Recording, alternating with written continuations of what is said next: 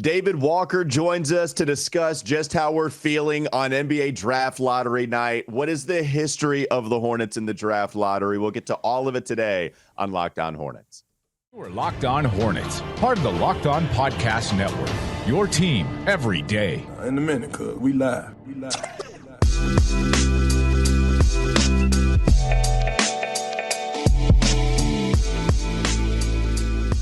It's Locked On Hornets, part of the Locked On Podcast Network. It's your team every day. Thanks for making us your first listen. We're free and available anywhere you get your podcast, and that does include YouTube. Today's episode is brought to you by Gametime. You can download the Gametime app and create an account and use code LOCKEDONNBA for $20 off your first purchase. Last-minute tickets, lowest price guaranteed. David Walker, the Montfrere of pairs. The bro of pairs, if you will. Bonjour. I feel so. Bonjour. Bonjour. Oh, man. That one's great. David joins us to discuss our feelings on draft lottery day. Of course, that's Doug Branson. You can catch his work every day, everyhornetsboxscore.com. You can listen to me every weekday on WFNZ from 12 to 3 p.m. All right, how are we feeling? Doug, let's start with you. How are you feeling today? The day of the draft lottery. We have a real shot. Like, knock on wood. I'm knocking on wood. Don't blame me for the bad luck. You can't do it. There is statistically a better shot than usual for the Hornets to get the number one pick. I'm feeling real sick. I'm feeling real confident. Guys, I honestly, I think we have this one in the baguette. You know? I like bonsoir chances. Oh, okay. All the Hornets truffles will melt away after tonight. Okay. All right. How many more of these do you have? How many? You know what I'm tired of? People counting out the Hornets. But listen, people are counting out the Hornets, but we know better. Okay. I think you sacre blew it. If you think the Hornets aren't getting the number one pick tonight, I wouldn't bet Dijon it. Okay. If they don't get the pick, though, it would macaroon my night. The Hornets getting Wemby would be a major boo-coup. But bottom line is, the basketball gods owe us this one, okay? The Hornets didn't tank. We all know this. Detroit, Houston, San Antonio, they shamelessly tanked. They can escargot to hell. Wow. If the Hornets don't get the number one pick, I'm going to eclair the whole draft a champagne. In fact, I think the Hornets should souffle. Sorry, I'm Macron my BS again. Nah, it's okay. Sorry. I'll merci myself out. Oh my God. I wasn't prepared for that, Walker. I mean, I was prepared for a little something, but I don't know if I was ready for that. All right, David. So after that, how do you feel? What do you have for us today? You know what? I don't feel better after that. I'll tell you that much. Montfrere of pairs is good enough. You said what'd you say? Don't sacre blue it. Is that what you said? He may have sacre blued it. Okay. Yeah, that's good. By the way, Mitch Kupchak drafted Robert Sacre. Maybe we can have that connection go with some kind of French connection to Victor Wembanyama. Anyways, that was excellent and also painful by Doug at the same time. I do appreciate the all of the puns you had there. Speaking of painful, it's what all of us sickos have been experiencing for quite some time. When the Hornets are entered into the draft lottery, we usually don't get good luck. We did a couple of years ago, though. It's not like it's all been bad luck, because we did get LaMelo Ball. We actually, not only did we shoot up the draft, we actually selected the right guy in LaMelo Ball. So it's happened once. I seen it. It means it can happen again. There is precedent here within the last 5 years. So hopefully that can happen here again tonight. Now, we do have some sicko questions that I want to lead off with. And we got a doozy. I don't, just like you guys weren't prepared for Doug's monologue of French puns, I don't know if you guys are prepared for this sicko question, but we're just going full ill in the first segment of today's show. You had something real quick, Doug? Well, I got the sicko brigade music. Okay. Oh, sweet intro. It's so eerie. Ooh. All right. Well, let that set the scene. This one comes in from Queen City Hornets, and bear with me. It's a long one. I believe that since Michael Jordan leaked that he is toying with selling the majority stake of the Hornets, that Adam Silver is going to do everything in his power to make sure the GOAT doesn't give up majority ownership. I believe MJ did this as a desperation move to make the Hornets great once more. He didn't mind paying arena workers for the inside information about who was going to win the Dunkin' Donuts Megatron races during Bulls games so that MJ could win bets against other Bulls players. Is this true? I'm betting Adam Silver is fixing the draft lottery so Hornets can get the number 1 overall pick. San Antonio will probably get the 2nd pick to help Coach Pop go out with a bang before his retirement. Yeah. Do y'all think I'm super sane, or Saiyan, I guess what he's saying, sane? This is Super Saiyan, as in Dragon Ball Z. Oh, I didn't know that. I'm sorry. I was not familiar. I'm sorry. I know this is a separate conversation. I'm Super Saiyan sicko for this conspiracy theory or what? I believe it's very plausible that this happens. End quote. Okay. Woo! All right. Queen City Hornets. My boy is not well. Queen City Hornets it's not okay. But I do like it. At the same time, I do feast on the sickness that does come from Queen City Hornets. David, let's start with you. You're the MJ expert. Is this something that you think Michael Jordan would have done in order to get Victor Wembanyama? So the theory is that he leaked the sale to up the chances of getting the number 1 pick, basically bottom line, right? That's because he knows Adam Silver doesn't want him to leave. And so if that's the case, that means he'll get Michael the number 1 overall pick to entice him to get more money and keep him around. That's the idea of City Hornets. Or push a sale through, up that price a little bit.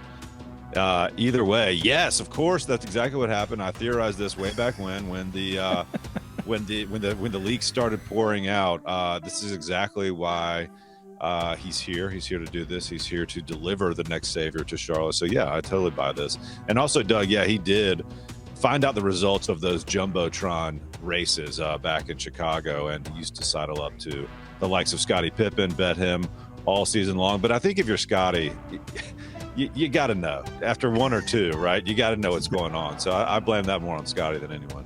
100%. I'm looking up this because this threw me off, this idea that he would bet on these races. But yeah, here it is. I've got an article from that he would wait. That threw you off.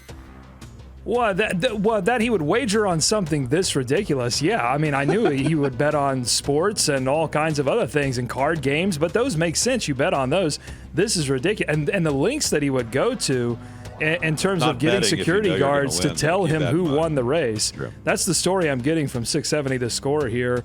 Will Purdue relaying this story that essentially they rehearsed these races, and then the security guards would have to watch because they would open the doors. And then they would go and tell Michael who won, and he would bet guys, this is the quote from Purdue, he would bet guys, hey, I'll bet you $1. I'll take cuppy coffee. Which is just, I just love the idea of Michael Jordan uttering the words, cuppy I'll take cuppy coffee. A stone cold killer uttering those words and then saying it in a serious way. I'm taking cuppy coffee. Put my money down on cuppy coffee. I want to know the other characters' names for those Dunkin' Donuts races. Look it up. Yeah. All right, please do. We don't have enough time after that super sicko satchel question, so maybe we can get to another one at the end of the show. But we have more history coming up. We've got a lot to get to. Coming up next on the Locked On Hornets podcast. David Walker came prepared. He's got some history for us going back all the way, I believe, to 2019. And so we can talk a little bit about the Hornets in the draft lottery and as it came about within the last few seasons. This episode is brought to you by Gametime. It is the place for the last-minute ticket deals, and you can forget planning months in advance. Gametime has deals on tickets right up to the day of the event. You can get exclusive flash deals on tickets for football, basketball, baseball, but not only sports events, you can also get deals on concerts, comedy, theater, and even more than that. The Gametime guarantee means you'll always get the best price, and if you find tickets in the same section and row for less, Gametime will credit you 110% of the difference. You can also get images of your seat before you buy, so you know exactly what to expect when you arrive. Plus, you can buy tickets in a matter of seconds, 2 taps, and you're set. Snag the tickets without the stress with Gametime. Download the Gametime app, create an account, and use code LOCKEDONNBA for $20 off your first purchase. That's a lot. Terms apply. Again, create an account and redeem code LOCKEDONNBA for $20 off. Download Gametime today. Last-minute ticket deals, lowest price guaranteed. David Walker history coming up next. Locked On Hornets is Locked On Hornets. Mitch Kupchak, will he do the thing that he has not done in season this entire anything. time? The thing that he has not done It is always anything. comes back to do something. Just do one thing. You need to get a stick from outside and become the meme in person, because it always comes back to do something. Do something. It's time for more of the Locked On Hornets podcast. All right, before we get to David Walker's lottery history, explaining the way that it works, Doug, I understand that you were successful in your Cuppy Coffee character research. Yeah, crack research team on it here. And I have found out that Michael Jordan was betting on either Cuppy Coffee, Dashing Donut, or Biggie Bagel. Now, I'm obviously a Cuppy Coffee because I'm known to take a big swig on this show. Big swig, another one of my catchphrases, along with I'll look it up. I've got a bevy of these kind of catchphrases. But Dashing Donut, Biggie Bagel, those are your other two options. So which are you? Between Biggie Bagel and Dashing Donut. Yeah. I mean, if we're just gonna go with the size thing, I guess I go Biggie Bagel. Like, I don't know. That's if I'm just taller. Well, David's tall too. I mean, you guys just recently met up for the first time. Did you do a little, kind of forehead to forehead to size it up a little bit?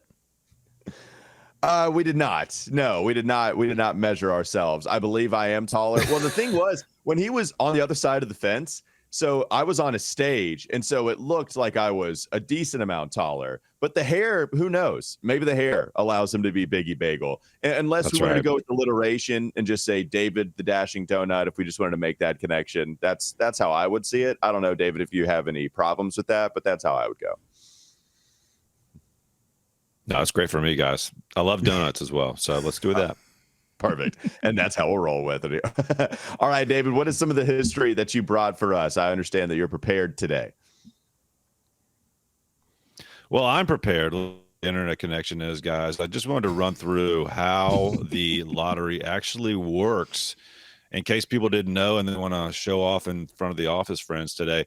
The draft lottery actually for the top 4 selections. Then after that, it goes in order of winning percentage. There's 1,001 ping pong balls numbered 1 through 14. Each team is assigned combinations, and depending on what combination of the 4 ping pong balls that is pulled, that is the order of the NBA draft lottery top 4, and then they result back into the winning percentage. So I don't think I knew all of that information, but hey, now you know, and now you can tell your friends. I did not know. I don't know if I knew there were 1,001, which is kind of interesting to me. 1,001 ping pong balls. Seems like a lot. Seems like they could cut that number down somehow. It seems we've just slowly we've got a situation here of ping pong ball creep, where there's just too many ping pong balls at this point. It's just a room full of ping pong balls. It's like one of those McDonald's play places in there. Oh yeah, no. Well, and also it's like the teenager that walks into Walmart and then comes out with like 48 rolls of toilet paper. Like, he's going to do something bad. Like if somebody walks in and buys, can I get 1,001 ping pong balls, please? And he's walking out of the store, there's only some mischief going on with that purchase. Well, whose job is it to make sure that it's exactly 1,001? I mean, that seems like a pretty awful job. Oh, that's the accountants. That's the accountants of Ernst & Young. I don't know who it is, but it's an accounting firm in there. They keep it up and up. Now, also, guys, I did do a little research and tried to figure out where the 4th pick historically has landed. Has it moved up? Has it moved down? Has it picked 4th?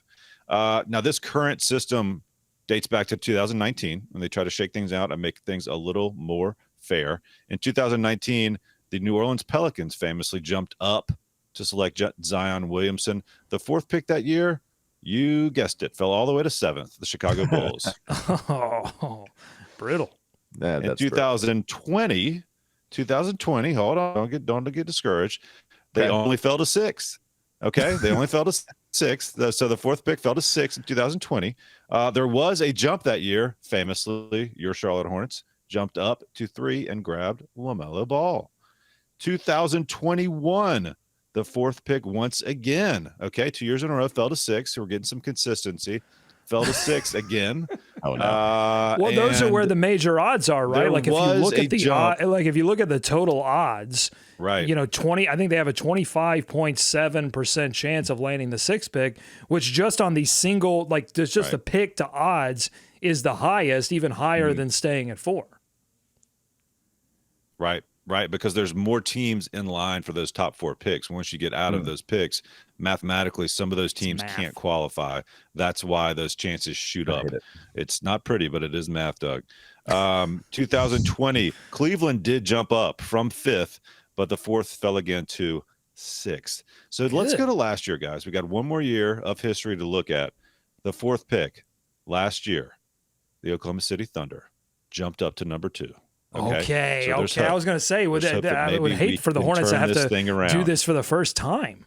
Now, but wait, I was about to say, did you want to go with the we're due idea, or now is it all ruined? Like, is this the exact way that we did not want it to go? It's that it fell every year except for last year, or did you want to actually see some precedent to the point where, okay, at least it happened? I don't know. I don't know what to do. I don't know what to pull for. It's too hard. All of it's too hard. Well, the odds, to Doug's point, do not look great. But just because that falling to 5th and 6th seems to happen a lot, but we'll see, guys. It's still a new process, so I think the sample size is still relatively small on this new routine. So cross your fingers, cross your toes, cross your biggie bagels. Yeah. Oh man. We're gonna cross all the dashing donuts and the cups of coffee, the cuppy coffees. Excuse me. Yes. All right. Any more history? Is that it for you, David? Well, I would just say, Doug pointed this out at some point. That Zion Williamson, those Ja Morant picks, they look good for a while, but this whole thing is still a major crapshoot. Let's be honest. It looks like a sure thing with Wemby. We certainly would like to have that chance, but you just never know. So this is the first step, right, guys? It's the first step onto a new journey. True. That's true, but they have to move up, because if the Hornets move up, they typically nail the pick. I mean, your Baron Davis, your LaMelo Ball. These are picks that they've moved up to, and they've nailed them. Now, when they stay in place or fall back, that's where this franchise seems to have difficulty. Like, I don't associate this franchise with picking out diamonds in the rough, right? I mean, they haven't made a Giannis-like selection where, nobody was thinking about a guy and they picked them, and then all of a sudden it turns out, they're a perennial all-star. That just doesn't happen for this franchise. So, look, if it's 1, obviously we're elated. If it's 2, I'm still super excited because I'm a big fan of Scoot. I'm scooting all the way to number 2 and making that pick. But even if they get 3, I'm not going to be super disappointed, because when this team moves up, good things happen. All right, so let's talk about that then. Doug was giving you a little bit of an idea into his big board. Let's continue to go down that list. Coming up next on the Locked On Hornets podcast. We each give you our big boards, maybe the top 5 guys on our list, and maybe Doug just wants to keep going. He's been hitting the draft hard. He's been excited about tonight to see exactly who the Hornets could take, whether it be at 1 or whether it be 2, 3, 4. Hopefully they don't drop and they are selecting within those top 4 spots. We'll talk about our big boards coming up next on Locked On Hornets.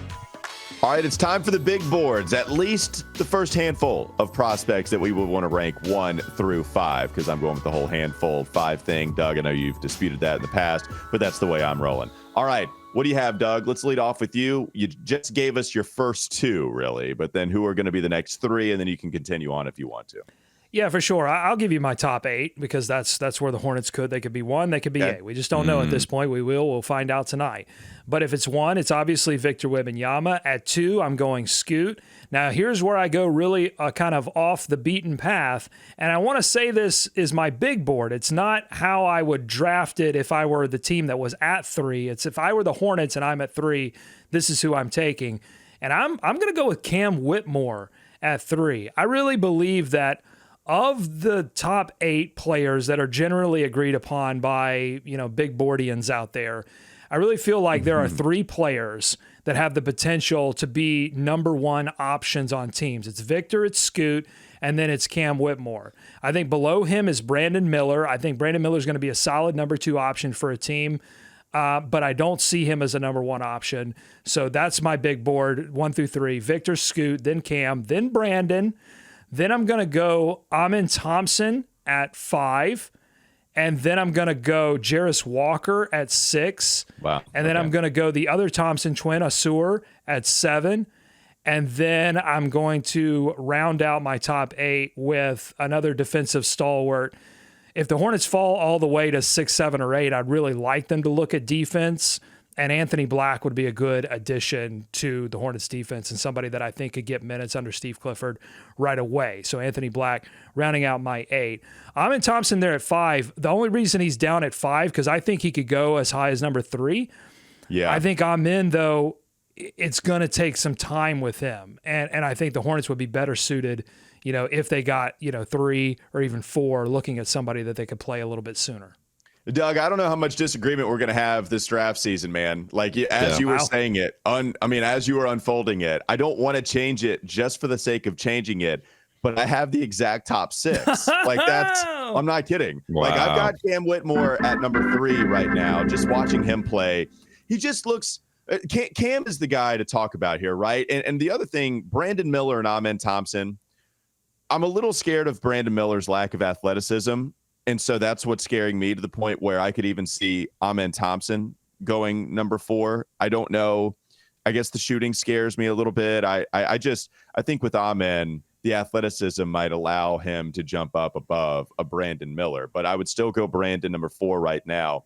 And Cam, to me, I just think very real physical. Talk about the athleticism. I think he's got enough ball handling, enough passing skills for him to be worthy of that 3rd overall pick. Now, this thing could jumble as we get closer to the actual NBA draft, but even you ending with Jarris Walker, I've just always liked him. He's the guy I've probably talked about as much as anyone on the outside of the top 3 or 4. I just think you saw his combine results yesterday, had a pretty good standing vertical or without any, getting momentum, only just a standstill vertical. I think 34.5. I think that allows him to play some small ball center if you were at all worried about any athleticism. I think Jarris Walker can take care of that. So yeah, I had the top 6. So top 6, hopefully they don't fall further than that. I know it's possible for them to go to 7. And there's a shot at 8, a 2.2% shot. But yeah, honestly, Doug, I'm not kidding. I won't change it just to change it. I had the exact top 6. That's where I am right now. David, did you want to make it a clean sweep, or can we get some kind of change on this big board ranking? Yeah, no, I would swap Brandon Miller and Whitmore on my big board as it stands today. I just liked what he did leading that Alabama team on court. A lot of his play came under the cloud of a lot of funky stuff at the end of the season. So that was weird. And I'm sure that would come up during the draft process. So that conversation would be interesting. But I think he's got the size and the length to be a go-to scorer in the NBA. At least he's shown that much. And I like Whitmore too. You can't knock Villanova guys right now. They're basically running the league when you look around success stories coming out of that school. So, and then I would go Amen at 5 there as well. And then the top 2, of course, Scoot, and then Wemby at number 1. So pretty similar with you guys right now. Let's hope we don't have to go down that road. I think if you're watching tonight, 8 is where you want to start watching, but you don't want to see those. What do you don't want to see, Doug? You don't want to see the top 3. You want to see the top 3 fall out at some point, but you want to obviously wait for the Hornets card to come out as late as possible. But 8 is the lowest they can go. Yeah, when you're watching tonight, 14 through 9, you want to see those stay the same. Like if you see, especially if you see 2 of them jump up, then you start to get a little bit scared at that point. But nothing is settled until they, until you see the Hornets card at 8 through 5, or if you don't see it and you don't see it at 4, then all of a sudden things get super interesting. But we're going to be nervous. Right. We're going to be watching along. You can have us second screening it, see our reaction live on YouTube, youtube.com/Locked On Hornets. I can't wait, boys. History could be made tonight. The Hornets could be ushering in a new era. Who knows? We may even get Wendy. Brian Windhorst may just move to Charlotte, follow Victor Wembanyama like he did LeBron James. You never know. We're on the verge of something really special, and I believe it's going to happen. Yeah, it is interesting. Maybe we just let it settle for a moment, because you look at draft guides, you look at the evaluation of Victor Wembanyama as it compares to other number one prospects. And if you want to do the Kevin O'Connor thing, Kevin O'Connor has a whole bunch of different tabs and titles that he gives to guys, right? But the first one is potential GOAT. And that's one I've never seen on that draft guide before. And I mean, look, right. I get it with Michael Jordan, right? But this is, I know Bobby Marks just said yesterday, he discussed Wemby as being the biggest prospect since LeBron James, which is absolutely crazy to see. He's bigger than Zion Williamson as far as how his game translates to the league. It's actually bigger than Anthony Davis. What's funny about Anthony Davis, right? It's how great of a shot blocker he was, and he was absolutely astonishing at Kentucky. Well, now you got somebody that's as mobile, except that he's 7'3" and he's got a 7'10" wingspan. So then you put him over in Anthony Davis, and then you got to go back to LeBron. And if the Charlotte Hornets get that guy, then, I mean, it's going to be as big of a deal as anything that's happened to this franchise. So it's crazy. We can see that happen tonight. We really could. Yeah, we really could. All right, that's a perfect way to just circle this back all together. That's David Walker, not only the Monfrere of pairs, but also the Dashing Donut. Oh, I think I gave us both Dashing Donut. I'm sorry, David. That's my ego slipping in. I meant to name myself. Two donuts are always better than one, Doug. That's true. Doug also gets mad at me for telling him, hey, you got this wrong. And then he yells at me and says, why didn't you tell me? Well, then immediately upon doing that, I let him just make that mistake and didn't tell him. And sure enough, he is, and by the way, you have donut still there, Doug. I'm working on it. There. Oh, boy. And I am Walker Mail, the Biggie Bagel. And you can hear me every weekday, 12 to 3 on WFNZ. All right, guys, good luck to everybody involved. Good luck to you sickos out there. We'll be back with you tomorrow, hopefully. Oh, we'll be back with you a live show tonight. That's what we need to tell you. Yes, live show tonight. So we'll be doing the live show. Who's messing up now? 8 o'clock coverage. You're the Dashing Donut. I only want to hear from Dashing Donut. We will be doing the live show 8 o'clock tonight as coverage begins for the draft lottery. We have plenty of Sicko Satchel questions to get to as well. So you can even give us some questions live. Put it in the feed as you're watching us as well. That'll be a lot of fun. So make sure you check us out again tonight on YouTube. And then we'll also post that for all of you only Audible listeners on the pod feed tomorrow as well. Have a great rest of your day. Hopefully we all have a great rest of our day. And we'll be back with you on the live show. We'll see if we play you there.